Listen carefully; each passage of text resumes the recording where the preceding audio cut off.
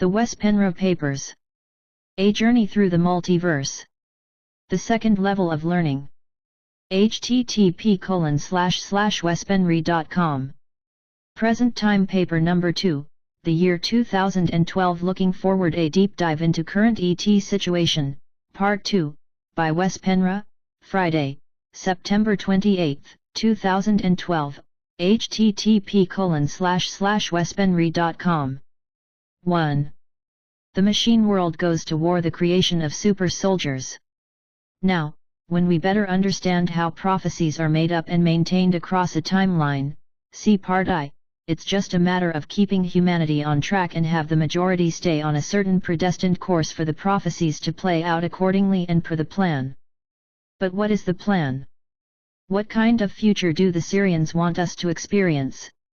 Well, we discussed that a lot in level I, and we'll build on it a little more here. The Syrians know they can't get 100% of the population on board, ready to endorse the machine world of the future. With very little research, it's easy to see where the future is leading us if we follow the flow and let ourselves be pulled through our nose rings. Billions of dollars is invested in nanotechnology, because those in the know understand that those in charge of the nano world are in charge of the universe, both the 4% and the 96%. It is very interesting to sit back and watch one invention after another popping up, seemingly from nowhere, and all at once, almost. Great breakthroughs are happening in different technological fields. It just to be that one big invention or breakthrough happened per decade or something of the sort, but now it's such a common thing that people don't even reflect over it anymore. It's become overwhelming for the everyday citizen to catch up with all the new technology, so it's just become widely accepted that technology moves forward in a rapid speed. In fact, most of these technologies are nothing new. They have been put on hold for a long time to be released when time is right. And the plan has been to release as much as possible at the same time, so people won't bother with where it comes from, they simply don't have time. So, from one day to another, we find ourselves living in a high-tech reality of which we understand relatively little. Unless we are technology nerds to the extreme, we may feel pretty lost in all the tech that is thrown at us. There is now a solution for everything, and you no longer need to think, some machine's doing that for you. And this is exactly how it's planned to be. Before we know it, we are dependent upon machines for our survival, and few are even questioning it. New and exciting technology is brilliantly presented to our youth to an affordable price, and the parents provide them with what they need, because the older generation, who's been busy working day and night for a living, multitasking and wearing themselves out before their time, want to make sure their kids are fit for the new world. They want their children to understand what they themselves don't, to ensure a good future for the younger generation. So, they have already brought us into the machine world, and the transition has been quick and smooth, because they know how the human mind works after all, they were the ones who helped to create it. So far, biological beings are still needed to do many of the tasks businesses require from their workers, but this will change too in the future. What the Syrians want to do, foremost, is to create so-called super soldiers, totally one with machine technology, and fearless. We will see how medicine will merge with machine technology as well when soldiers get wounded in war, and new, mechanical body parts are waiting for them to replace the old, destroyed ones. In the future, if we continue choosing this particular timeline, it won't matter which body part gets blown off, there's always a replacement. We have already started seeing this with soldiers coming home from war after have lost a leg, an arm, a foot, a hand, or whatever it may be. The replacements are now so sophisticated that after a while the soldier is fit for fight again and chooses to go back to the battlefield once more, sometimes only to have another body part blown to pieces. But why super soldiers? What kind of war are they preparing us for? Apparently, this potential war requires more than just ordinary soldiers who are mind-controlled in the ordinary fashion. This war requires soldiers who don't give up or retreat, even when they lose body parts. Are they preparing our bodies for such a task, or are they actually preparing our minds? The Syrian warlords think they have planned this very well, not only here on Earth, but also elsewhere, on other occupied worlds. They have no problem manipulating what they think of as the primitive minds of the Lulus, which would be you and I. They have 1,001 different ways of manipulating us into agreement with what they're doing, with most of us not suspecting anything. And as long as we agree with the slave masters, no one will intervene, because we become like them. We are their allies if we look at it from the viewpoint of universal law. This is the perfect example how someone can turn an otherwise excellent law into something bad by taking advantage of the freedom it is meant to endorse. I am talking about the law of free will. Only if we as a soul group get together and say we've had enough, other star races will listen and possibly come to our assistance. They more or less just wait for us to get together and do just that. But as long as we agree with the Sirians, wittingly or unwittingly, the law of free will is applied to us in our situation, and there is not much anyone can do. The warlords know this extremely well. It's like the saying that goes, no one knows the law better than the criminal, or no one knows how to read the Bible better than Satan. They know the law of free will on their fingertips and they use it for their own benefit all the time. And we are like little kids whom they hand out candy to, and we stand in line, impatiently, to get our piece. They have us wrapped around their fingers and they laugh at our stupidity. In the end, when we are trained enough and ready to go, we will once again be their foot soldiers, but this time in a much bigger war, the one against their arch-enemy, the Divine Feminine, and the star races who defend her. So this is most likely what they are preparing us for. They are far from there yet, however. It will not happen now and probably not in 100 years, but it will happen. They are mobilizing their forces and getting them ready for a war that hasn't been seen in this sector of the universe in a very long time, if ever before. Not only do they have 7 billion potential souls in their space army, counting the current civilization, but they also have their old colonies and more recent occupied and manipulated worlds at their convenience. But the Divine Feminine is strong. How can they win a war of that magnitude? Well, they can't do it only with numbers. They are also, as we know, vampires. They have already gathered a lot of KHAA energy from the feminine fire that was inserted in mankind once upon a time, and they believe they have grown very strong and are possibly pretty close to attempting a first attack. After all, if a few million people die in a first try, so what? Losses like that don't bother the Sirians. This is why I asked if this could be a preparation of the minds rather than the bodies. Yes, they create super soldiers who are mastering their bodies to the utmost, but that's not all these super soldiers can and will be able to do. They are also trained in nano-traveling. There are already soldiers like this who are quite multidimensional and interdimensional and can travel anywhere in space and time, and are trained in a kind of warfare the common person, or the common soldier, can't even comprehend. A few of these super soldiers have become whistleblowers and told the truth as they know it, and although what they say is pretty remarkable, it's just the tip of the iceberg. These whistleblowers only remember what's on the surface. Still, few people believe them. It's sad, because if people don't even believe that, how can they ever believe the real deal? Well, whether they believe or not, it's going to be the reality for the next few generations. And after all, who are these next few generations? Think about it. It's you and I. How can that be, you may ask? Well, your soul is recycled, reincarnated, so you will be your own grandson/granddaughter, figuratively speaking, and you will most likely be one of these soldiers in the near future, unless you change your course. This goes for all of us, and we will go more into that part at the end of level 2. These super soldiers are trained to master their bodies, because if they can master their biokind, they can also master and totally discipline their minds. And once they can do that and are taught to nano-travel and time travel without having any fears or anything that holds them back, they will be extremely efficient soldiers. Believe it or not, but many of these soldiers, trained humans, have been to other planets and other galaxies, traveling in their minds, and even been on real missions where killing off star beings on other planets have been part of it. They have the ability to leave their bodies at will, and with their avatar mock themselves up as anything, even as forests. With this kind of training, what could they possibly be afraid of? Death? Hardly, because they already know how to leave their bodies, and if they need a new one, they can either manifest in their avatars/light bodies, or use a body in storage. There is no scarcity of those, either. However, there is one thing even these ferocious soldiers might fear if they only knew. And I doubt that they do, because if they did, they would cease to be effective, because the fear this little secret would create in such a soldier would be so strong that they would be horrified to go to war. What this secret is will be discussed a few papers ahead. The fear connected to this secret is very much motivated, because there is something that may be perceived as much worse than body death.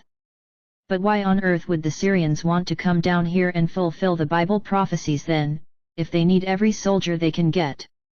After all, the Bible prophecies include a battle of Armageddon, earth changes, and the loss of an incredible amount of lives. This is very true, but fits the agenda perfectly. The Syrians need to be visible again and openly mingle with us. They need us to bow down to a king again, and they need people to trust them. What would be better than to come and fight off an imagined enemy, Marduk and his group, in an effort to help mankind, and then let the second coming take place? Those who survive will accept the new King of Kings after they've played out their little show, and those who were killed will be incarnated again, integrated into the new system after have had their amnesia implants in the afterlife, as usual. But where would they get all the bodies they need for those who get killed in the final battle? Well, this is where the alien abductions, DNA samples, and cloning comes into the picture, something we will discuss later in this paper. When the Syrians feels they are ready, our biokind, the way our DNA is structured now, will be obsolete, and of very little importance. A cloned society would not be a bad alternative for them. A cloned army with trained souls is an obedient army. If Hitler would have had access to a giant army of cloned, fearless soldiers, he most possibly would have won the war. In the 1980s, President Ronald Reagan talked before the United Nations, pondering what we all would do in case of an outer, alien threat, and how all nations on Earth would have to put aside all their petty conflicts and get together in a joint effort to protect Earth. His point was that if such a threat would be reality, we would at last get a one-world government and a united Earth. In fact, Reagan mentioned this on at least a couple of occasions and even talked to President Gorbachev about it, with both their wives present. So, what threat was Reagan actually talking about? Was he basically saying that they needed to stage an event, type Project Bluebeam, to unite the peoples of Earth, or was he talking about a real alien threat? In his essay, Between the Devil and the Returning Rock, Dr. A.R. Borden of LPGC suggests that Reagan may have been talking about the incoming A.M.E, which makes sense as things seem to be unfolding, if we also take Lord U2's statement to me into account. 2. The purpose of technology transfer programs and alien-human abductions. To refresh the reader's memory, technology transfer programs means that star beings land here on Earth, show themselves off as Greys, reptilians, Nordics, or some other humanoid or non-humanoid group, in an effort to contact representatives of a government such as the US. Preferably with the president him/herself present, offering amazing technology to the said country in exchange for something else. Usually, this type of manipulation is working great from the viewpoint of the star race, and I'll explain in a minute what this is really all about.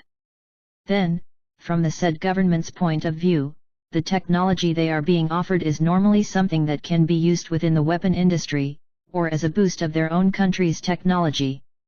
The star beings involved in this kind of exchange know exactly what the particular government wants or needs, and the aliens in their turn will have their needs taken care of by the government. Of course, the president of a country is not the person who is really in charge, not even in a dictatorship. A dictator always comes to power after they have been offered help from a superpower, more often than not, the United States. So, for a dictator to have backup in a coup against a sitting government, the new leader has rules he or she needs to follow, another form of exchange program. So the ones pulling the strings are still the Syrians and their allies, if we go far enough up the echelons of power to find them. This is why the star races with their TTP, technology transfer programs, concentrate on the mid-level of power, which is mostly clueless of what it really going on.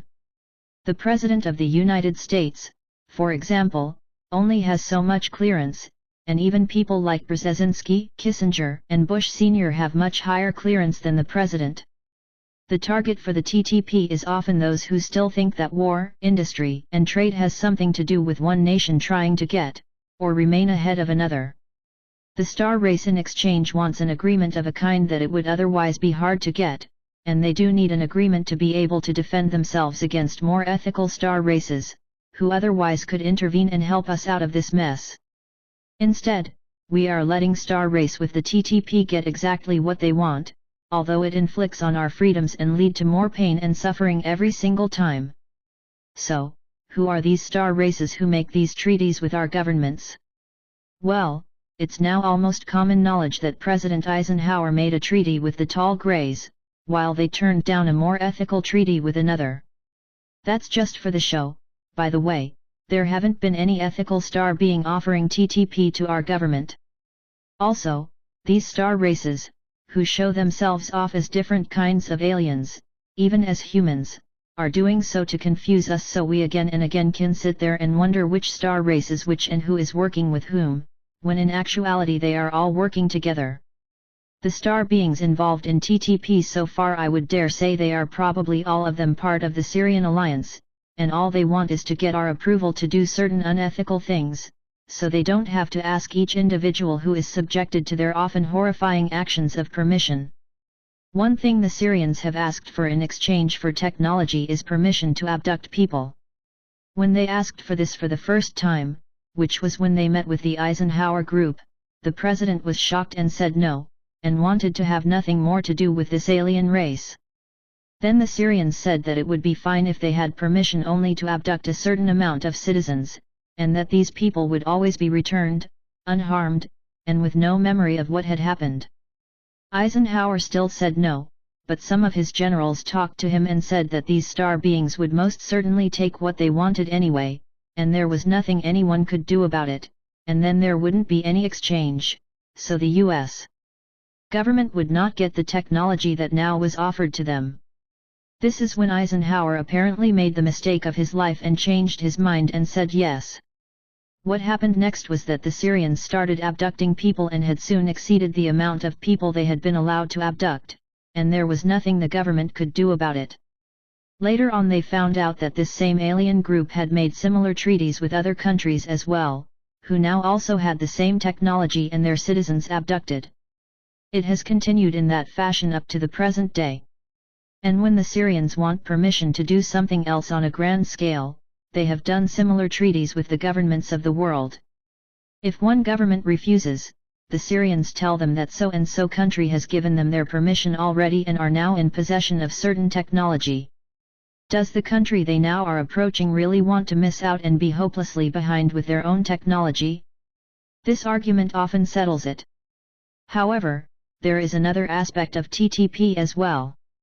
The Syrian alliance really wants the governments around the globe to have certain technology in preparation for a particular future they are planning for us humans. This is a brilliant way of introducing it to the mid-level governments, and the competition between countries is boosting the effect of the TTP. Abductions is nothing new, however.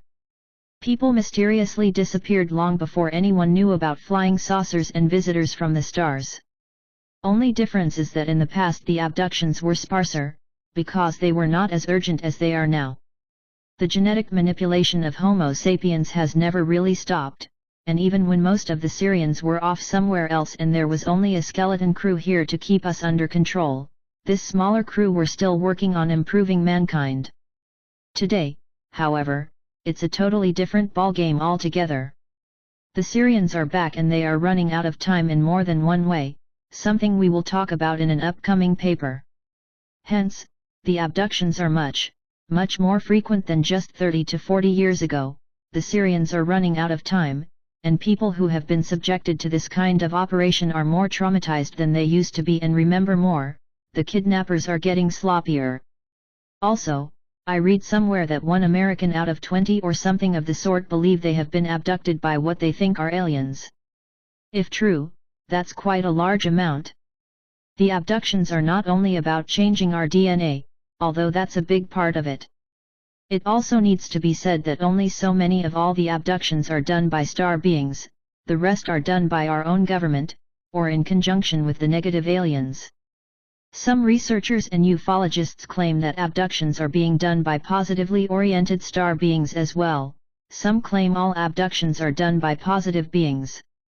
This, I must say, is an insult to those who have had very negative experiences from these encounters. I would insist on that no positive star beings, or star race, would come here and abduct citizens against their will. They wouldn't come down here at all and interfere with our progress. Yes, I am aware of that. Sometimes an agreement can be made in the astral between star beings and a human, that in his/her next lifetime, they are going to be abducted for such and such reason. Still, I would argue that if such an agreement is made, it is still between humans and a negatively oriented ET group, although the human making the agreement may not understand this when the agreement is made. There are also those who claim that they have only had positive experiences from their abductions, and that they love their abductors. Some ufologists see this as proof of positive intervention. Again, I tend to differ. I do believe that a person in question, who is experiencing such positive things, is either given false memory implants, or is a typical example of the Stockholm Syndrome. The bottom line is this: if a star race is abducting humans, they break several universal laws. A soul group who evolves on a certain planet is supposed to be left alone until they reach a point where they are aware of what is existing all around them in other dimensions and are themselves star travelers. At that point, it's up to the evolving race to decide whether they want another star race to come and visit or not. Until then they are supposed to be left alone, unless they ask for help. And even if so, the help should come in a way that the beings on the evolving planet have choices and themselves come to the conclusion, i.e. a typical way of helping a person or a group on an evolving planet would be to let them face the real issue they have when they ask for help, so they know what the problem really is and from there be able to make a conscious decision how to solve it. We mentioned the super soldiers earlier, and we mentioned a cloned army. This is basically what most abductions are all about. The Sirians and their cohorts are upgrading our DNA with technology to make us multidimensional in order to build this futuristic army instead of letting us become multi-D on our own. The Pleiadians in their recent lectures are bringing up this problem, and say that this is something we need to be aware of. And again, abductees may come out in public and tell you that they have had these great experiences and now have all these ESP, extrasensory perceptions, when in fact their DNA has been upgraded with help of technology to bypass evolution. The Pleiadians emphasize that it's not just the purpose behind this that's important to be aware of, but to upgrade our DNA in the sense the star races are doing it does not have the same profound effects in the long run as if they would have let us evolve on our own. Besides, if it's done for you by them, you are theirs from there on in a much more direct way than if you are just a normal citizen of Earth, blending in with the crowd. The implications of this is something each individual needs to figure out on their own, but I think that with the background material in this paper and others, it's not very hard to do. Now, there's yet another aspect to the alien abductions, and that has to do with our genetic code. Enki and in the extension, the Sirians, manipulated already existing species on this planet in ancient times as we have seen in earlier papers, but if we go back far enough all the way back to the primordial man, the Namlu, there was a code embedded into our basic DNA due to us being part of the original experiment as guardians of the living library. This code is apparently tightly connected to the 96% universe and the true fire of the divine feminine. This code seems to be one of the last, if not the last, missing piece in the mystery of mankind as far as the Sirians are concerned. They know we have the code, but have never been able to break it. Not even Enki and Ninhursag, when they had access to their genetic laboratories, could figure out and decode this code, so deeply embedded in our DNA. And this was the whole purpose with putting it there in the first place. The goddess understood that bad things could happen to us over time, but as long as our DNA/RNA is still present on this planet as a part of humanity, this encoded part, next to impossible to break, would still be a part of humanity, dormant during times of great suppression, but with the ability to empower the being when the consciousness of the planet is just right. This is what the chronometers hidden on our planet are there for. They were put there by the original planners, so they could keep measuring the mass consciousness on the planet, and when time is right fire off the codes. That is one big reason why the Sirians put our planet under quarantine. As long as they could not break this code, they didn't want any other star race to try either, or they would have the key not only to the living library, but also to connect to the 96%. So it acts like a double-edged sword for the Sirians. They don't want the consciousness on the planet to rise above a certain level, or mankind would be too powerful, but on the other hand they want the code that seemingly can only be broken if they let humanity evolve. However, beings who need to bring fear to their environment to be able to rule and control it are also themselves fearful beings and can imagine all kind of horrible revenge humankind would take against them if we evolve past their own awareness level. So, they have really locked themselves in at the same time they have locked us in all in the name of fear. Therefore, they have basically shot themselves in the foot. The more violent abductions are often attempts to break the code. On this subject, the following comes directly from the Pleiadians. However, we are the first to admit that far in the distant past, Pleiadian energies manipulated the genetic line of human beings, and were connected to the reptiles. This is what we have come back to heal. That is the purpose of our visit. From the same source follows. Others may access the formulas from you, and in exchange you will experience states of ecstasy, alterations of consciousness, or perhaps trips into other worlds. You may not realize you are emitting the formulas when you do this. Others who need the formulas will use them to replicate lives, or to re-establish systems that are being destroyed.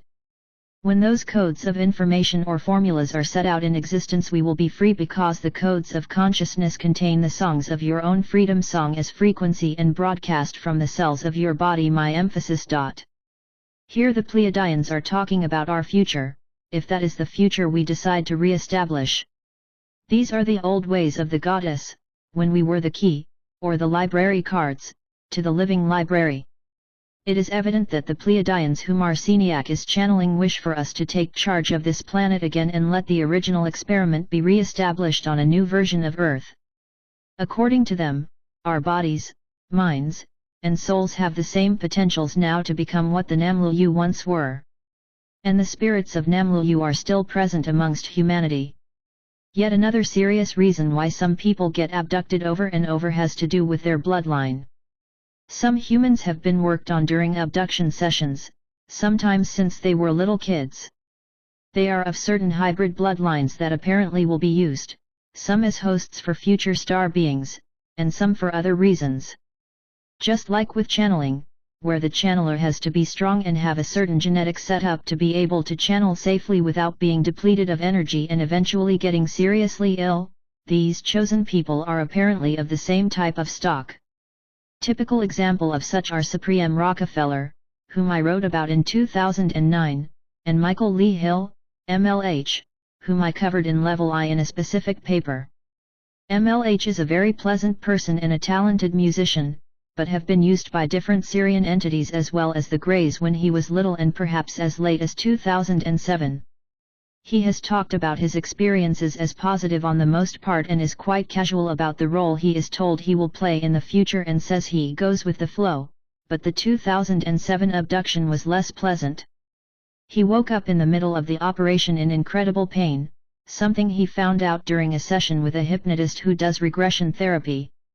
At least one of those who were working on him was a human, or in a human body, and is said to have apologized, thinking MLH was asleep, and said he would feel no more pain, whereafter he let his hand go over MLH's forehead, and he fell asleep again, with no further pain or memories of what happened. However, he told the hypnotist that he did not want to relive that experience, and the hypnotist took him back to present time. MLH's comment afterwards was that even during a normal surgery, there is a potential chance the patient will wake up, and that doesn't necessarily mean the surgery is evil. Well, that's true, but I withstand what I said earlier. Why is MLH abducted against his knowledge and immediate consent? If what he is being prepared for is benevolent, why all these secrets? Still, MLH does not see it like I do, and it's not for me to force my sense of reality upon somebody else. I like Michael, but these are his experiences, and the interpretations of them are his own. He has all the right to them. Important to remember when we talk about alien abductions is that not all of them are done by aliens. In fact, it certainly looks like most of them are done by humans. Another effect the TTP has had is that some of the interdimensional technology we have received in exchange for human suffering has been used to abduct our own species. This is probably nothing new to most readers who have followed me so far, but is still something that needs to be brought up. 15 to 25 years ago, a lot of attention was being put on underground bases such as Area 51. At first, researchers claimed they had inside information that this was an alien base, where alien spacecraft landed and took off ever so often.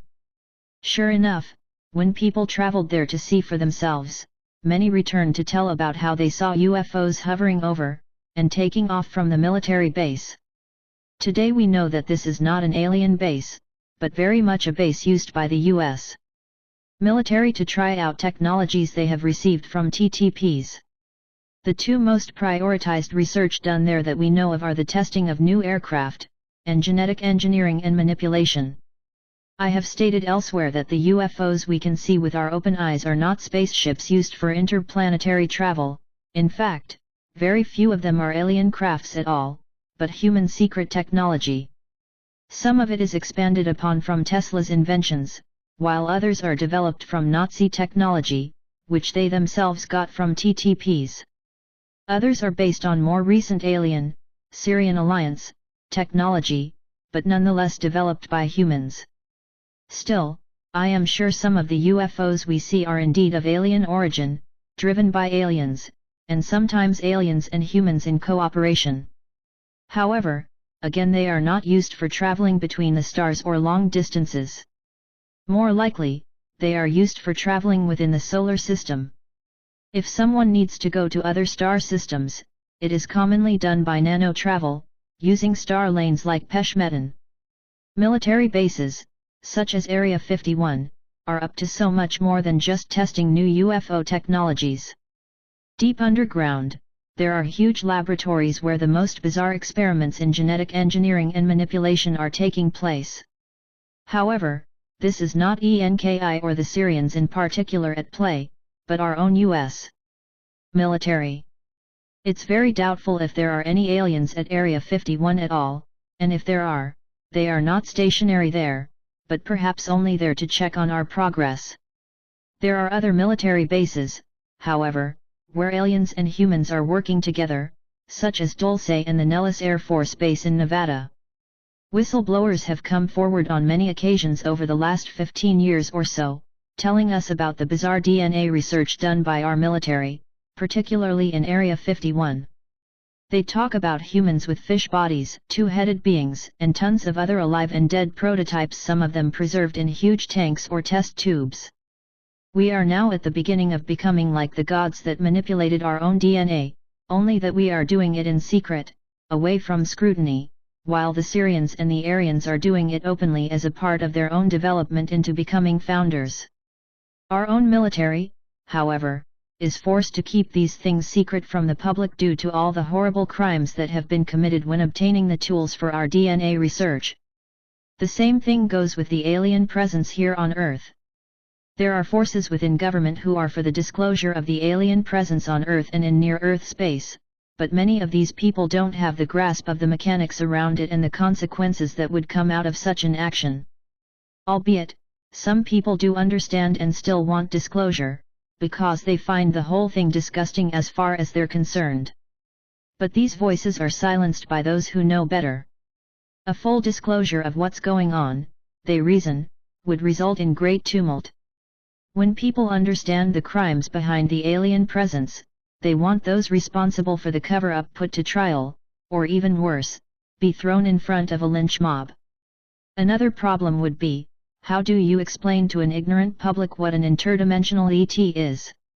How can you tell them that most ETs are invisible and some live inside humans' heads? The military see great difficulties in this, especially as they don't have any solutions, and therefore, unfortunately, disclosure has to be slow, through people like myself and others who are willing to expose this whole mess for what it is. Lastly, there is one more type of abductions I want to bring up here, and that's the non-physical abductions, NPA. These are typically the ones where the victim says they have been taken by aliens, mostly greys, and have moved through walls and otherwise solid, physical objects and obstacles together with their kidnappers. In these cases the physical body of the abductee is left in the bed, or wherever it was located just before the NPA. Taken is instead the victim's avatar, soul, and the fires that make up the light body/avatar. The abductee may still talk about being taken to some kind of spacecraft, or to a room which looks like a laboratory. They experience the whole phenomenon as quite physical, although they actually soul travel. The purpose with this kind of abduction is simple: they don't need the person's body if they only want to program the person's mind. Unfortunately, people are so involved in their careers and to just make a living and raise kids that they feel they don't have time to get involved in learning more about all these issues I've brought up so far in my papers. What they don't realize is that by getting caught up in the Syrian career trap and all the rest of it, they are digging not only their own graves but that of their kids and grandkids, all whom they love so dearly. How come they have time to watch TV, football games, etc., but not for all the matters that really count? After all, I'm no different from all the rest of humanity. Not only have I dug into these issues, I also have found time to write about them, although I have a family too, and work 40 hours/week on a regular job. If I can do it, anybody can, and there are no real excuses for not learning about all these things and take appropriate actions, some which will be suggested in the last papers of Level 2. After all, there are a lot of star races out there who would like to intervene and really want us to succeed, and they don't think it's fair what is happening to us, but they can't do much due to the circumstances discussed earlier. Then there are others who think we should get a chance to prove ourselves to see if we can make it, because if we do, we will have what the gods don't, the experience of not only a regular 3D existence and the learning lessons that go with it, but also the chance to do it under severe suppression. This could potentially make very strong souls, and the star races out there know we're royalty. We are a very special experiment to begin with. We are beings of fire, we have the divine fire burning inside of us. 3. Cloning. I would say that cloning is probably the oldest way of reproducing in the universe. Like Robert Morningsky rightfully claims on his website, http://robertmorningsky.com, a male and a female are not necessary to produce offspring. It's enough with a female, something I brought up in an earlier paper, as well. The problem with cloning is that by default, the cloned version of yourself would look exactly like you, i.e. be a perfect copy of yourself, and as such being very prone to get the same diseases and weaknesses, but also, if a virus would find the perfect host in a being which is cloning herself, the offspring would attract the same viruses. We can go on and see how this would create problem after problem, while sexual reproduction is creating altered offspring with better chances to survive in the long run. Cloning is apparently still very common in the universe, but is now done totally different, as we shall see. Experiments with cloning have occurred for millions of years, even here on Earth. Versions of humans in the past were directly cloned from their creators, the Syrians, and the Aryan race Enki belongs to. Now humans have followed in the footsteps of the gods and are experimenting with cloning as well. Still, human scientists has a lot to learn about cloning, e.g., will souls attach to a cloned body? We know it would, if we understand the process, but the problem is that human scientists have so far not even included that factor into the equation and are wondering why they are not succeeding.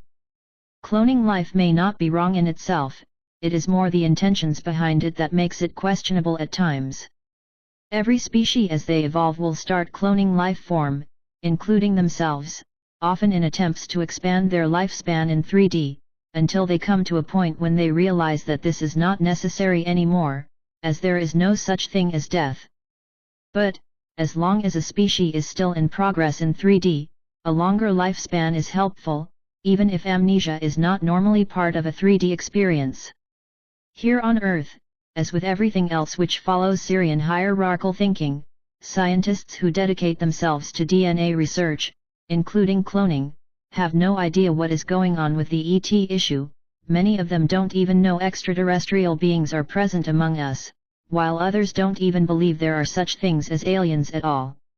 And those above them in the hierarchy, who may know more, won't tell anyway, as things are always done on a need-to-know basis.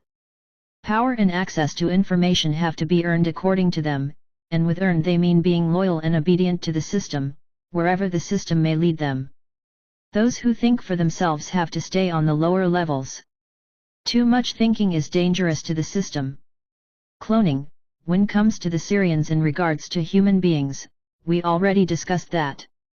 Creating a cloned army of super soldiers is one of the most important projects the Sirians are dedicating themselves to right now, I can imagine. And by experimenting with how the perfect human body would look like and act like is part of that experiment as well. This is why those secret super soldiers, who now come out in the open, have been subjected to such intense physical training, where they've learned to do things with their bodies that no one thought was even possible. But like the Pleiadians say, we have no idea what our bodies are capable of. They can do anything we want them to do anything. And these mind-controlled super soldiers have proved it.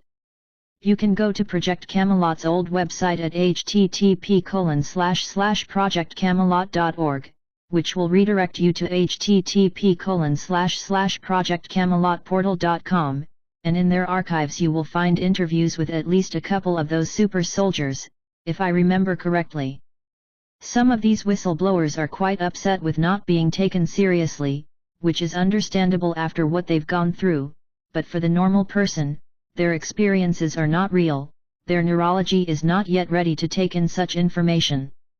However, after have come out and risked their lives, they are being ridiculed in public and made fun of, and that must feel pretty insulting. Anton Parks has had first-hand experiences with cloning, but still, we know very little about alien cloning and how they do it out there in the Universe 8. He says he doesn't want to tell much about it, because he considers it very immoral the way it's done today here on Earth. According to Parks, and from the little he wants to tell in an interview with Karmapolis, he says that in alien cloning technology at its best, the cloners can program each body with the knowledge they want it to have so that even if the cloned beings look the same, their bodies have their own specialties or personal abilities, just like our own, sexually produced bodies. For that, he says they utilize crystals and various types of quartz. Quartz seems to be one of the most important ingredient when cloning, and in genetic engineering/manipulation in general. Parks says further that there apparently is a genetic bank on a planet called Nalocara in Ursa Major, where the Emotum, geneticists of the Mother Goddess, keep a storage for the genetic setup of all species created by founders, at least in this sector of the universe. The typical clone we know of is of course the Grey. Not all Greys are cloned, though, but the Greys as a species are apparently very resilient and used by many star races as servants, workers, or slaves. When we hear them described by abductees and others who have encountered them on military bases and elsewhere, one of the first thing that hits them is that they lack reproduction organs. People often wonder about that, and if they do it in other ways, but of course, they don't need any sexual organs if they are clones and don't reproduce sexually anyway. There is an important distinction to make here, however, and that is between a feminine star being giving birth without a male involved, producing clones of herself through unfertilized eggs, and those who are founders or creator gods in the making, cloning species, new or old, in laboratories.